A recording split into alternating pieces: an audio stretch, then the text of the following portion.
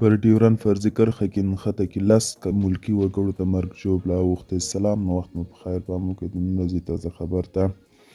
یو سرچینې ټولنیوز ته ویلي پر ډیورنډ فرضي کرښه د تېرې شپې نښته کې له پاکستاني لوري په راکټي بریدونو کې د پکتیا په ډنډ پټان ولسوالۍ کې د ښځو او ماشومانو په ګډون 15 تنه وژل شوي او 15 نور ټپیان دي.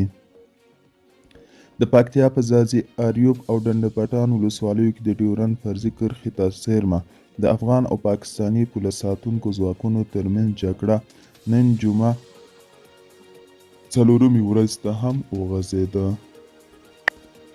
بلخوا احمد مسعود وایي که مناسب ملاتړ ترلاسه کړو طالبان ته به ماتې ورکړم.